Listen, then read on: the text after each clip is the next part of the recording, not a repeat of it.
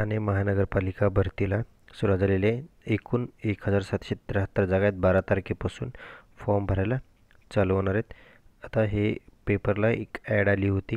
याच्यामध्ये ठाणे महानगरपालिका बघा, आता ठाणे महानगरपालिका स्थापनेतील गट क ड मधील रिक्त पदे सरळ सेवेने म्हणजे परमनंट भरण्याकरिता जाहिरात प्रसिद्ध करण्यात येत आहे. प्रस्तुत जाहिरातीमध्ये पदे ही प्रशासकीय सेवा, तांत्रिक, अग्निशामक, शिक्षण, सार्वजनिक आरोग्य म्हणजे ठाणे महानगरपालिकेच्या अंतर्गत जे वेगवेगळे डिपार्टमेंट आहेत त्याच्यापैकी आपलं हेल्थ डिपार्टमेंट पण, वैद्यकीय सेवा, निमवैद्यकीय सेवा या सर्व विभागामध्ये गट क ड मधील एकूण 1773 पदाकरिता अर्ज मागवण्यात येत आहे.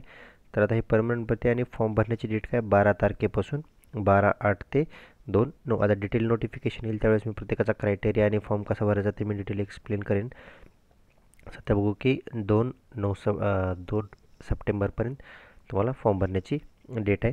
ही ऑफिशियल वेबसाईट आहे त्यांची thanecity.gov.in. याच्यावर तुम्ही 2 तारखेपर्यंत 2/9पर्यंत 2 सप्टेंबरपर्यंत फॉर्म भरू शकता. आता एकूण कोणत्याचे किती पद आहेत बघा. आता हे प्रशासकीय गट क हे संवर्ग दिलेला आहे की तांत्रिक टेक्निकलचा ग्रुप सीचं पद आहे का ग्रुप डीचं पद आहे. तर हे सर्व इथं पद दिलेले आहे. तर हे सर्व ग्रुप सी मधले. तर पदनाम इथे बघा, सहाय्यक परवाना निरीक्षक. आता ह्यांचे हे स्केल दिले, वेतन स्तर दिले आहे ते S10 S6 वगैरे. तर ह्यांचे सहाय्यक परवाना परीक्षेचे 2, लिपिक तथा तंत्रज्ञ लेखाचे 53, लिपिक लेखाचे 32 असे पद आहेत. आता मेन आपण फक्त आपले याचे स्टाफ नर्सचे वगैरे जर बघायचं म्हणलं तर बघा, याच्यामध्ये मानसोपचार तज्ज्ञ जिद्दशाळा याच्यामध्ये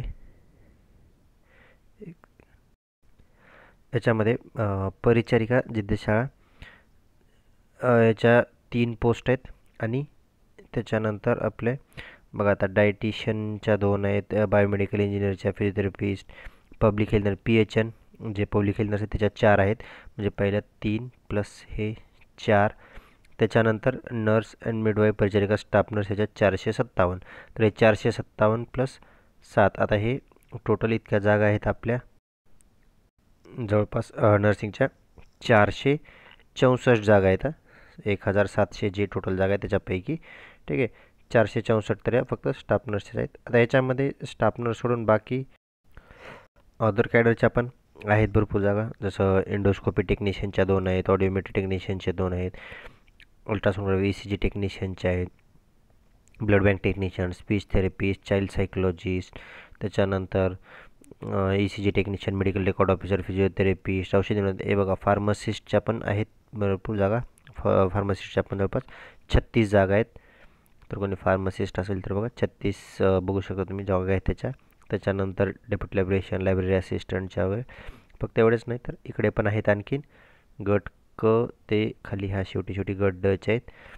तर ठीक आहे, इथे पदाचे नावं दिलेले आहेत सर्व आणि पुढे त्यांचे टोटल पोस्ट किती आहेत ते पण दिलेलं आहे.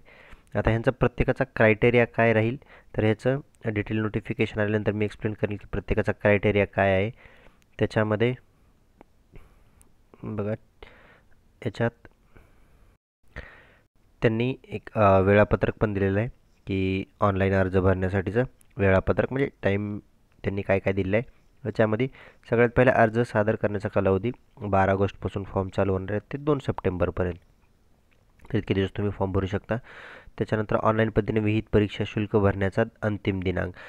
तर लास्ट जी डेट आहे 2 सप्टेंबर तीच पेमेंटची पण लास्ट डेट आहे. पुढे काही एक्सटेंड वगैरे करून दिले नाही त्यांनी.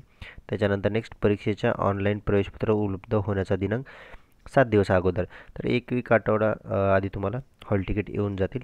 तांत्रिक समस्या उद्भवल्यास हेल्पलाईन नंबर, तुमचा काही टेक्निकल प्रॉब्लेम असेल तर तुम्ही त्या हेल्पलाईन नंबर दिलेले आहेत त्याच्यामध्ये तुम्ही कॉल करून विचारू शकता. किंवा जाहिरातीमधील बाबी संबंधी विचारणा करण्यासाठी हेल्पलाईन नंबर. तर तुम्हाला काही डाऊट्स असतील तर तुम्ही त्याच नंबरवर 2 वेगळे नंबर दिलेले आहेत तुम्हाला. हा टेक्निकल प्रॉब्लेम असेल तर, आणि काही तुम्हाला जाहिरातीमध्ये काही प्रॉब्लेम असेल त्याच्या रिलेटेड काही विचारायचं असेल तर हा दुसरा नंबर दिलेला आहे त्यांनी खाली.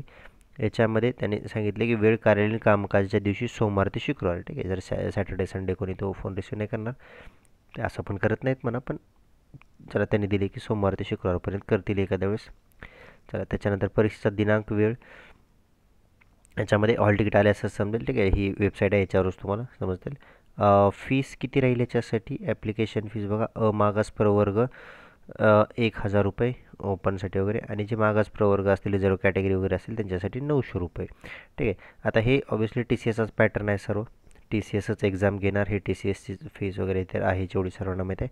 तर टी सी एसच एक्झाम कंडक्ट करणार आहे. त्याच्यानंतर याच्यामध्ये नेक्स्ट काही पॉईंट दिलेले आहेत त्यांनी खाली. सगळ्यात पहिले की माजी सैनिक व दिव्यांग माजी सैनिक यांच्यासाठी शुल्क, म्हणजे एक सर्व्हिसमॅन वगैरे आहे त्यांच्यासाठी ही फीस राहणार नाही, त्यांच्यासाठी माफ राहील. त्याच्यानंतर अर्ज भरण्याचे शुल्क हे ऑनलाईनच भरावं लागेल तुम्हाला, पूर्ण फॉर्म ऑनलाईन भरायचा आहे, ॲप्लिकेशन फीस सर्व ऑनलाईनच राहील.